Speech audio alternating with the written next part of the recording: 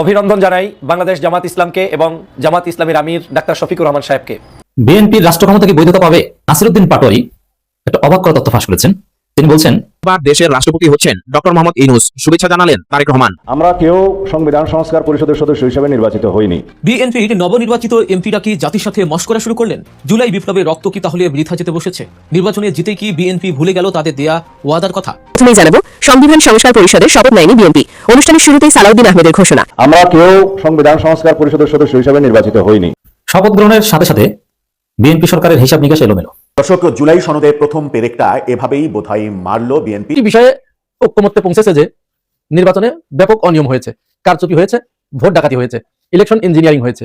জামাত ইসলাম এই দাবিটি খুব বেশি উচ্চকিত করতে পারেনি কারণ তাদের হাতে কোনো মিডিয়া ছিল না। প্রিয় দর্শক, বর্তমান বাংলাদেশে যে চলমান ঘটনাবলী ঘটছে তারই উপর বিশ্লেষণ করে বা তারই উপর নির্ভর করে আপনাদের সামনে অতি গুরুত্বপূর্ণ কিছু ভিডিও ফুটেজ নিয়ে হাজির হয়েছি। এমনকি দর্শক, আমি আশা করছি ভিডিওর শুরুটা দেখেই বুঝতে পেরেছেন আজকের নিউজটা কতটা গুরুত্বপূর্ণ হতে যাচ্ছে বা কতটা গুরুত্বপূর্ণ হওয়ার সম্ভাবনা রয়েছে। তো তাই বলবো, প্রিয় দর্শক, যারা ভিডিওটি অন করেছেন তারা ভিডিওটি না টেনে সম্পূর্ণ মনোযোগ সহকারে দেখবেন, তাহলেই বুঝতে পারবেন আজকের ভিডিওর মূল রহস্য বা আসল ঘটনাগুলো। তো প্রিয় দর্শক, চলুন দেখে আসি সেই আজকের কাঙ্ক্ষিত ভিডিওগুলো। তবে তার আগে বলি, যারা এখন এই চ্যানেলটি সাবস্ক্রাইব করেননি তারা সাবস্ক্রাইব করে পাশে থাকা বেল আইকনটি বাজিয়ে দিবেন। আর যারা ইতিমধ্যে এই চ্যানেলটি সাবস্ক্রাইব করে রেখেছেন তাদেরকে অসংখ্য ধন্যবাদ। তো চলুন দর্শক, আমরা একটা লাইক দিয়ে ধারাবাহিকভাবে ভিডিওর সকল বিস্তারিত আলোচনা দেখে আসি। বিএনপির রাষ্ট্র ক্ষমতা কি বৈধতা পাবে? এই লেজিটিমেসি ক্রাইসিসই তো দেখা গেছে। দর্শক, নাসিরউদ্দিন পাটোয়ারি একটা অবাক করা তথ্য ফাঁস করেছেন। তিনি বলছেন, নির্বাচনে কারা কত আসন পাবে আগে ঠিক করা ছিল। যদি এটা হয়ে থাকে এবং একজন প্রতিদ্বন্দ্বী প্রার্থী এবং অল্প ব্যবধানে হেরে গিয়েছেন, এই মুহূর্তে রাজপথের যে আন্দোলন সংগ্রাম তার নেতৃত্ব দানকারী, রাজপথের আন্দোলন কিন্তু এখনো চলছে। যেমন জামাত ইসলাম একদিন আগে বিএনপি সন্ত্রাসের বিরুদ্ধে বিক্ষোভ করেছে এবং আবার বিক্ষোভ করছে এবং সংবিধান সংস্কার পরিষদ নিয়ে জটিলতা দেখা গিয়েছে। এই রাজপথে অন্যতম সক্রিয় নেতা নাসিরউদ্দিন পাটোয়ারি। এই নাসিরউদ্দিন পাটোয়ারি অনেক কিছু জানেন, ইউনূসের ঘনিষ্ঠ ছিলেন এবং মেটিকুলাস ডিজাইন এই শব্দটা তো বাংলাদেশের রাজনীতি এস্টাবলিশড। দেখেন, পর্দার অন্তরালে অনেক কিছু ঘটে যেটা খালি চোখে আমরা দেখি না বা দেখতে পারি না বা বুঝি না বা বুঝতে পারি না। অতি সূক্ষ্ম কিছু হলে এটা আমি আপনি বুঝতে পারবো না। যেমন 2008 সালে ইলেকশন ইঞ্জিনিয়ারিং হয়েছিল, যেটা আমি আপনি কেউ সাদা চোখে দেখিনি, কিন্তু ভয়ানক ইঞ্জিনিয়ারিং করা হয়েছিল। জামাতকে 2টা সিট দেওয়া হবে, এটা নির্বাচনের মাঝপথেই, নির্বাচন তফসিল ঘোষণার কিছুদিন পরেই অনেকে টের পেয়েছিল। মানে এটা কমপ্লিটলি ডিজাইন ছিল, এটা কোনো স্বাভাবিক ভোটের ফলাফলের রেজাল্ট নয়। তো এবারও কি সেম হয়েছে? অ্যাটলিস্ট নাসিরউদ্দিন পাটোয়ারির বক্তব্য শুনতে এটাই মনে হয়। তিনি বলছেন নির্বাচনে কারা কত আসন পাবে আগে ঠিক করা ছিল। তাহলে এনসিপি 6টা এবং জামাত এই কয়টা, বিএনপি এই কয়টা, এটা আগে ঠিক করা ছিল। হ্যাঁ, এটা একদম অমূলক ধারণা সেটা বলবো না, অ্যাটলিস্ট পিপলস পারসেপশন আছে। আমি এই সাধারণ জনগণের সাথে কথা বলবো, মোটামুটি যেটা বুঝতে পারলাম, তারা বিশ্বাস করে জামাত জিতেছিল, তাদেরকে ইঞ্জিনিয়ারিং করে হারিয়ে দেওয়া হয়েছে। দেখেন, এখন জনগণের বিশ্বাস যদি হয় এটা, তাহলে সাংবিধানিকভাবে হয়তোবা বিএনপির ক্ষমতা লেজিটিমেসি পাবে, কিন্তু জনগণ কর্তৃক ভালোভাবে কিন্তু লেজিটিমেসি পায় না। তো যার ফলে সুন্দরভাবে স্থিতিশীলভাবে রাষ্ট্র পরিচালনা করা কঠিন হয়ে যায় ডেফিনেটলি। কারণ যদি জনগণ বিশ্বাস করে যে এটা সুষ্ঠু ভোটের মাধ্যমে তিনি ক্ষমতা আসেন, এখানে ইঞ্জিনিয়ারিং করা হয়েছে এবং কারা কতটা আসন পাবে সব ঠিক করা ছিল, তাহলে জনগণের কনসেন্ট বা জনগণের লেজিটিমেসি ওটা কিন্তু থাকে না। এখন হাসিনার জনগণের লেজিটিমেসি দরকার হয়নি, তিনি এমনিতেই দেশ চালাতে পেরেছেন। কিসের ভোট, কিসের রাতের ভোট আর দিনের ভোট, আর ইন্ডিয়ার ভোট আর বাংলাদেশের ভোট, যা মন চায় সেটা করেছেন, কেউ কিছু করতে পারেনি। তো এখন এটা সম্ভব হবে না।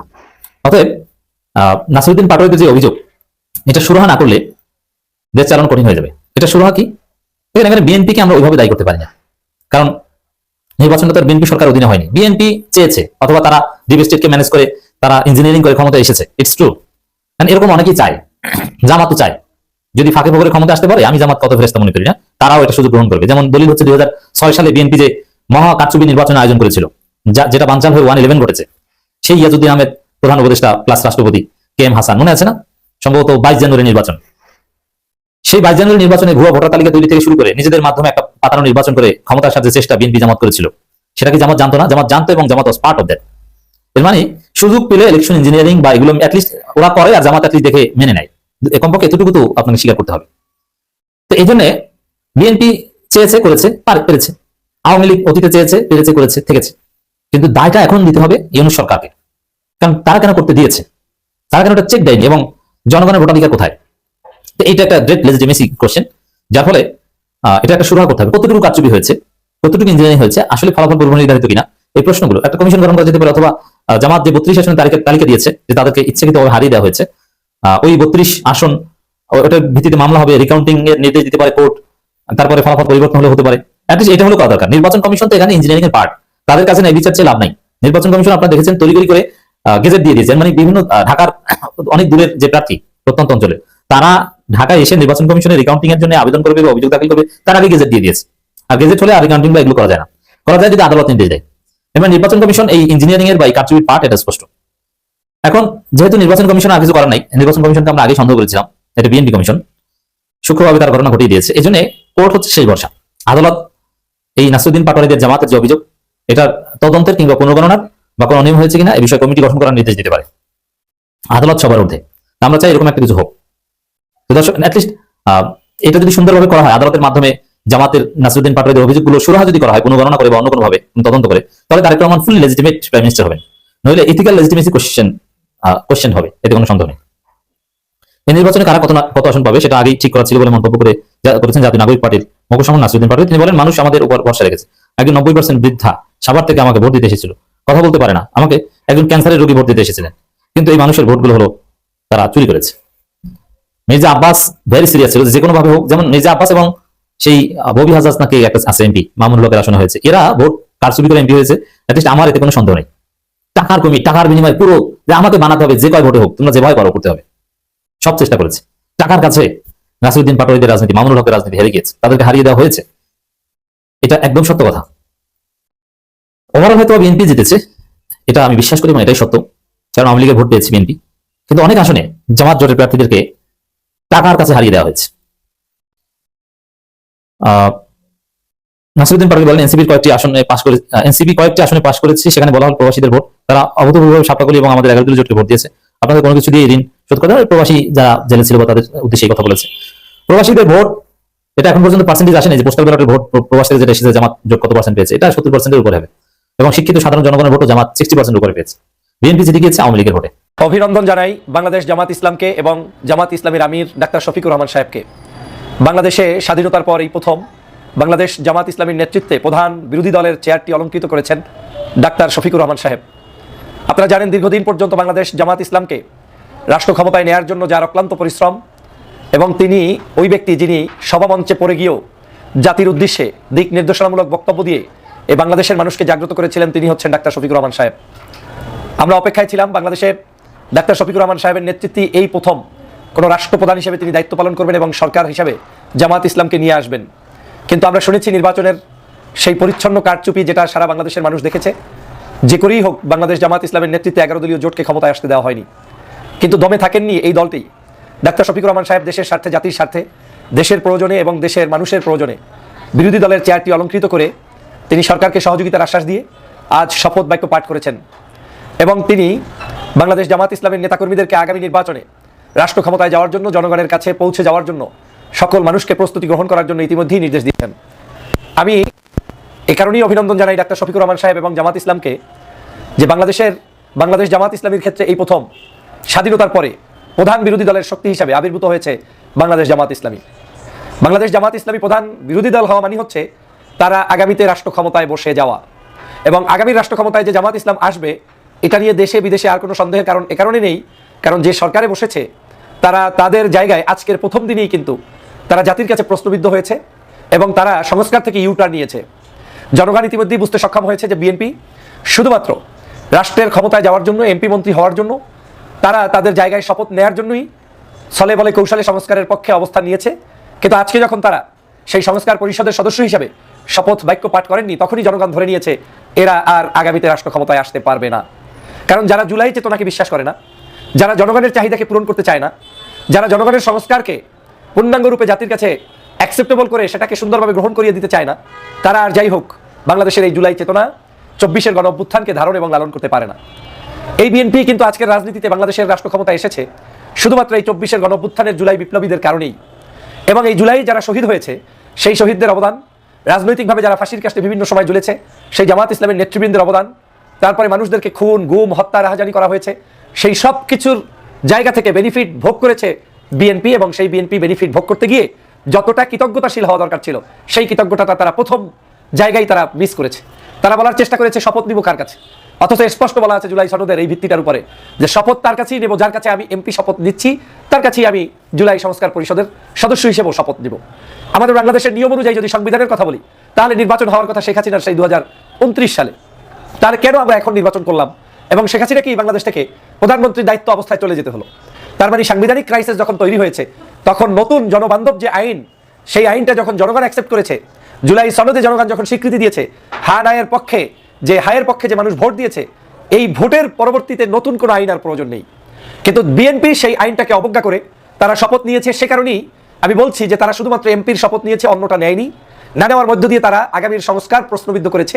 এখান থেকেই স্পষ্ট, যে কোনো সময় যদি বাংলাদেশে নতুন নির্বাচন হয়, সেই নির্বাচনে জামাত ইসলামের নেতৃত্বেই ক্ষমতায় সরকার গঠিত হবে। কারণ জুলাইয়ের চেতনার সেই স্পিরিটধারী এনসিপি সহ অন্যান্য 11 দল যারা রয়েছেন, তারা কিন্তু সেই জুলাই চেতনাটাকে ধারণ এবং লালন এবং সেটাকে বাস্তবায়ন করতে চায়। বাংলাদেশে নতুন যদি কোনো আন্দোলন হয়, সেই আন্দোলনটাও হবে সংস্কার রক্ষার আন্দোলন। কারণ একদল ইতিমধ্যে পালিয়ে চলে গিয়েছে, আরেক দল অবস্থায় আছে। যদি তারা সেই সংস্কারটা সুন্দরভাবে করতে না পারে, তাহলে তাদের পরিণতিও ভালো একটা হবে না। যাই হোক, আমি ধন্যবাদ জানাই বাংলাদেশ জামাত ইসলামীর আমির ডাক্তার শফিকুর রহমান সাহেবকে, যে আগামীর রাষ্ট্র ক্ষমতায় ওনার নেতৃত্বে আল্লাহ যদি ওনার দীর্ঘ হায়াত রাখেন, সুস্থ রাখেন, তাহলে হয়তো আমরা একটি নতুন পরিবর্তন দেখতে পারবো।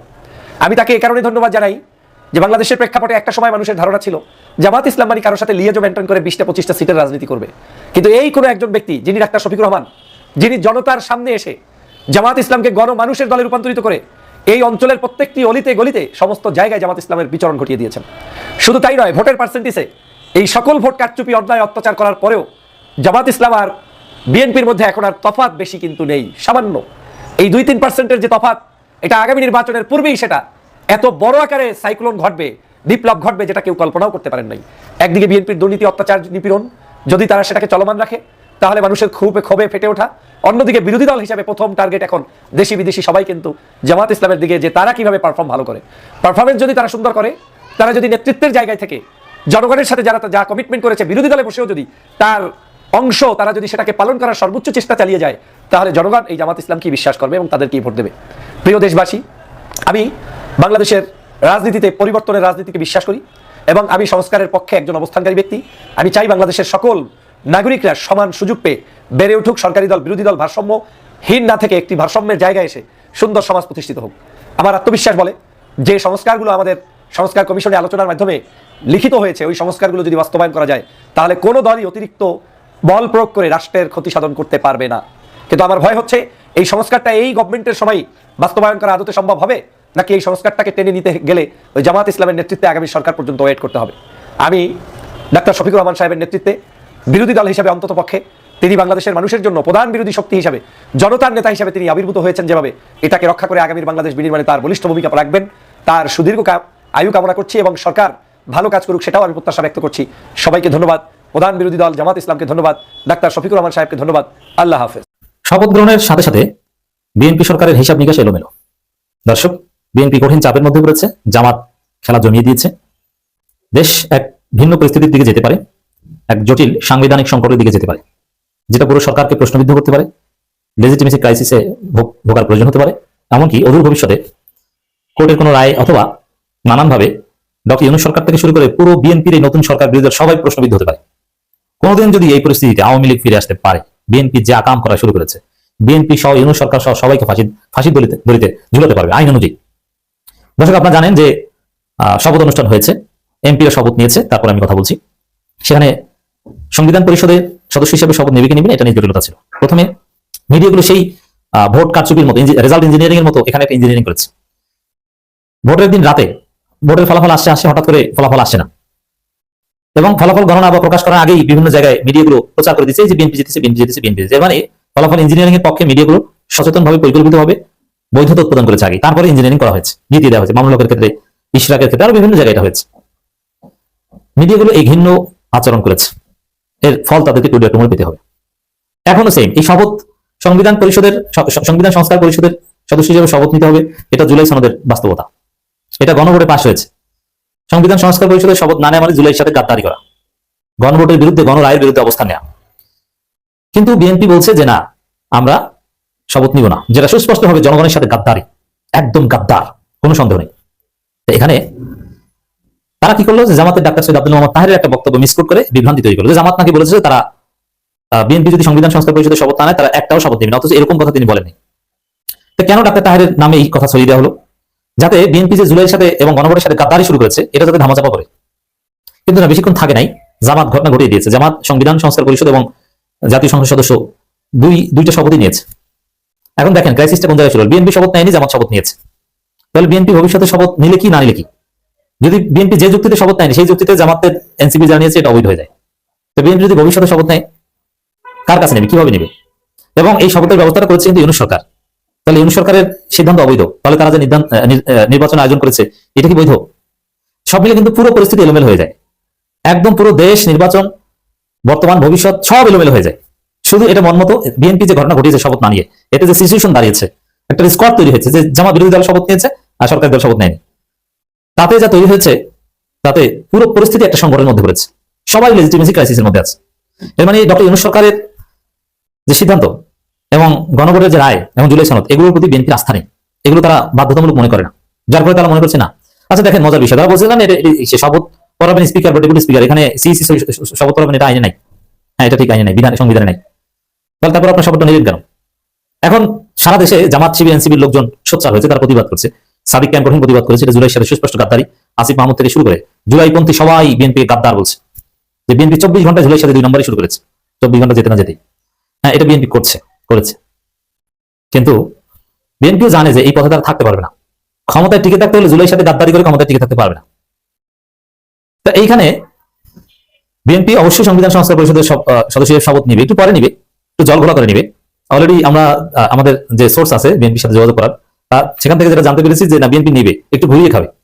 কি সাপোজ এই আপনারা শুনবেন যে স্পিকার ডেপুটি স্পিকার নির্বাচিত হয়ে গেছে, তারপরে বিএনপির যিনি স্পিকার হবেন তার কাছে এরা সংবিধান সংস্কার পরিষদের শপথ নেবে।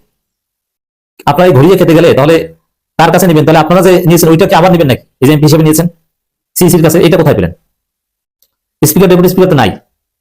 এদের বিএনপির আসলে মন চায় যে শিরিন শারমিনকে ফিরিয়ে আনতে। শিরিন শারমিন আনতে যদি বিএনপি শপথ নিতে পারতো তাহলে খুশি হতো। এখানে সব মিলিয়ে পরিস্থিতি যা তৈরি হচ্ছে এর ফল ভালো না। সামনে বিএনপিকে মাসুল গুনতে হবে। এখন সংবিধান সংস্কার পরিষদের সদস্য হিসেবে জামাত অলরেডি শপথ নিয়েছে, বিএনপিও নিবে। এখন বিরোধিতা করলো, নেওয়ার পরে কি নতুন সংবিধান না এই সংবিধানিক সংস্কার কোনটা, এটা নিয়েও আরেক ঝামেলা করবে বিএনপি। এখন দেখেন কঠিন ঝামেলা করবে বিএনপি, কোনো সন্দেহ নাই। কারণ বিএনপি বলছে না সংবিধান সংস্কার, কিন্তু কোর্টে রায় আছে হাইকোর্টের যে সংবিধানের মূলনীতি সংস্কার করা যায় না, সংশোধন করা যায় না। কিন্তু জুলাই সনদে মূলনীতি পরিবর্তন করে দেওয়া হয়েছে, একদম মূলনীতি পরিবর্তন করে দেওয়া হয়েছে। তাহলে এখন কি দাঁড়ালো? আপনি মূলনীতি পরিবর্তন করছেন, ওইটা সংবিধান সংস্কার পরিষদ গ্রহণ করবে। তাহলে কি পুরনো সংবিধান থাকলে সংবিধান সংস্কার হলো না নতুন সংবিধান হলো? নতুন সংবিধান হলো। নতুন সংবিধান না বললে আপনি সংবিধান মূলনীতি পরিবর্তন করতে পারবেন না। তাহলে কি বিএনপি কি চায় যে আসলে জুলাই সনদ সব ভুয়া, কোনো সংবিধান পরিবর্তনের উপর কিছু করবে না, ঘুরিয়ে পেঁচিয়ে ধামাচাপা দিয়ে একটা পরিস্থিতি তৈরি করবে। এইসব কাটা লাইনের পথে হাঁটলে বিএনপি ক্ষমতায় টিকতে পারবে না। তো দর্শক, বিএনপি ভুল পথে যাচ্ছে আমরা দেখতে পাচ্ছি, এবং শুরুতে অতি পাকনামির ফলে একটা জটিলতা তৈরি করেছে শপথ নিয়ে। এটা পুরো প্রক্রিয়াকে প্রশ্নবিদ্ধ করবে। হাসিনা সংবিধান অনুযায়ী পালায়নি, সংবিধান অনুযায়ী ইউনূস সরকার গঠিত হয়নি, সংবিধান অনুযায়ী এই নির্বাচন হয়নি, সংবিধান অনুযায়ী এই শপথ অনুষ্ঠান হয়নি, কিছুই এই সংবিধান অনুযায়ী হয়নি। এই সংবিধান অনুযায়ী হাসিনা এখন প্রধানমন্ত্রী, এই সংবিধান অনুযায়ী নির্বাচন 2029 সালে কোন একটা সরকারের বিরুদ্ধে গণঅভ্যুত্থান ঘটাবেন, এটা কোন সংবিধানে আছে? এটা অবৈধ। পুরো জুলাই ছিল অবৈধ এই সংবিধান অনুযায়ী। অর্থাৎ সেই সংবিধানে দোহাই বিএনপি দিচ্ছে, যেটা হাস্যকর। এটা বড় ভুল। এর মাসুল বিএনপি ডেফিনেটলি দিতে হবে টুডে টুমরো। প্রিয় দর্শক, আমি আশা করছি ভিডিওটি সম্পূর্ণ মনোযোগ সহকারে দেখেছেন। সেই সাথে ভিডিও সম্পর্কিত কোনো তথ্য বা মতামত থাকলে কমেন্ট বক্সে জানিয়ে যাবেন। আজকের মতন এখানে শেষ করছি।